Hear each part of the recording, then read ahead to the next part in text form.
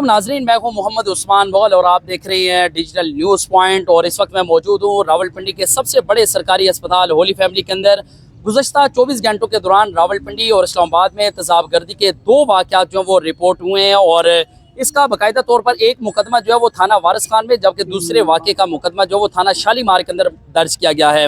ये वाक़या जो है वो ज़फ़रुल हक रोड पर पेश है, जहाँ पर साबिक शोर और उसके 2 भाइयों ने खातून पर जो वो तेज़ाब फेंका, जिससे उसके हाथ, पाँव, बाजू और उसका चेहरा जो है वो बुरी तरह झुलस चुका है और उस खातून को शदीद ज़ख्मी हालत में रावलपिंडी होली फैमिली अस्पताल की एमरजेंसी में जो वो दाखिल करवा दिया गया है।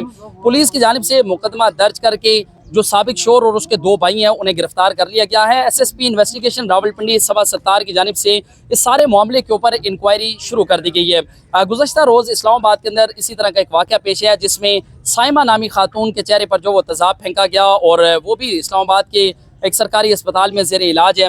रावलपिंडी का जो वाक़या पेश है, इसमें मुतासरा खातून जो है वो अज़रा बीबी, उनके भाई हमारे साथ मौजूद हैं, उनसे पूछेंगे ये वाक़या किस तरह पेश आया और क्या कहेंगे इस पर। सर, ये मेरी सिस्टर और अलीनबाद चौक की तरफ से घर जा रही थी, ज़फ़र लाग रोड पे इसके साथ ये वाक़या आया। रिक्शा में बैठी हुई थी तो मोटरसाइकिल पे वो आए और उन्होंने इसके ऊपर तेज़ाब फेंका है, मोहम्मद अदील और मोहम्मद खलील और कालू। तो उन दोनों ने इनके ऊपर तेज़ाब फेंका। इससे पहले भी वो जब खुला हो गई थी वो धमकियाँ वगैरह दे रहे थे हमें। मुझे तो खैर कॉल नहीं कर रहे थे, मेरी सिस्टरों को कॉल कर रहे थे, इसको धमकियाँ दे रहे थे और तरह तरह की बातें कर रहे थे। हमने उनको बड़ा समझाया, जो बंदे जिरगे में हमारे साथ मौजूद थे हमने उनको भी आगाह किया, वो भी उनको आगाह करते रहे, लेकिन ये बाज ना आए। अच्छा, ये बताएं, 9 अगस्त को खुला मुकामी अदालत से हासिल कर ली थी आपकी बहन ने? नहीं, ये जिरगे की तरफ से हमने हासिल की है 9 तारीख। बाकी जो खुला हुई है अदालत की तरफ से हमें 2 तारीख 2/9 को हुई है। तो जो जिरगे में हुई है वो हमें 9/8/2024 को हुई है। अच्छा, ये बताएं कि इससे पहले भी धमकियां मिल रही थी, जी। पुलिस ने कोई ताउन किया इन धमकियों के ऊपर या आपने कोई इंदराज मुकदमा के लिए कोई दरख्वास्त दी हुई थी? नहीं, इसके पहले हमने दरख्वास्त नहीं दी। इससे पहले हम इनको पैगाम भेजते रहे कि आप ऐसा ना करें, हम इनको बड़ा समझाते रहे। इनके कज़न वगैरह थे, उनको हमने पैगाम दिया है। फिर इनके मतलब और जितने करीबी अजीज़ थे उनको पैगाम दिया है कि इनको समझाएं ये गलत कर रहे हैं, ठीक है।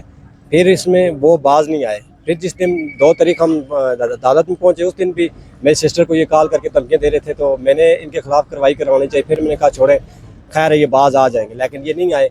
और 3 तारीख रात को तकरीबन 8:30 बजे, 8 साढ़े 8 के करीब मेरी सिस्टर जा रही थी घर की तरफ और उन्होंने ये जो है तो ये हरकत की है, तेज़ाब फेंका है मोटरसाइकिल पे आके। अच्छा, ये बताएं, ये कितना अरसा कबल ये शादी हुई थी और बच्चे वगैरह हैं नहीं है, और पुलिस किस तरह ताउन कर रही है सारे मामले? 2011 में 10 में सिस्टर की शादी हुई थी। पुलिस तो अभी तक तो अच्छा तावन कर रही है, इससे आगे का नहीं पता, अभी तो बेहतर कर रही है। और ये 14 साल में मैं इनके तकरीबन कोई ज़्यादा नहीं तो 500-600 जिरगा में कर चुका हूँ, इनको समझाता रहूँ, लेकिन ये बाज नहीं आए।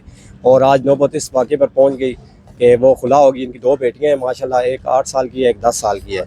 तो वो अभी अपने बाप के पास ही हैं। तो ये जब हमने अदालत में मैंने 492 लगवाया है, तो जब इनको ये पता चला है कि आप ये बेटियों की, तो उन्होंने ये हरकत इस वजह से की है कि बेटियां ना ले सकें। तो उन्होंने ये हरकत, इसको पहले भी घर में जब मौजूद थी तो खुला से 3 दिन पहले, तो उसने ये छोटा जो देवर अदील ने इसको मेरी सिस्टर को ये धमकी दी थी कि मैं आपका मुंह किसी के काबिल नहीं छोड़ूंगा, ना आप हमारे लायक रहेंगी ना किसी के लायक। अच्छा, पंजाब में बढ़ते हुए जो तेज़ाब गर्दी के वाक़यात हैं, इसके ऊपर एक बिल जो है, पंजाब एसिड कंट्रोल बिल जो है, वो आज पंजाब असम्बली के अंदर जो है वो पेश कर दिया गया है। क्या समझती हैं कि इस तरह के वाक़यात के अंदर मुलविस जो लोग हैं उन्हें क्या सज़ा देनी चाहिए? आपके जो मुल्ज़मान हैं, जिनमें वो अदील, खलील और मोहम्मद शकील, तीनों को पुलिस ने अरेस्ट कर लिया, इस पर क्या कहेंगे?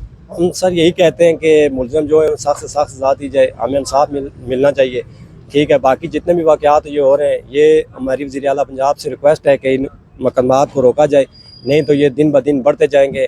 आज हमारी बहन के साथ हुआ है, कल किसी और माँ बहन बेटी के साथ होगा। अगर इसको रोका नहीं गया तो ये दिन ब दिन ये वाक़े बढ़ते ही जाएंगे।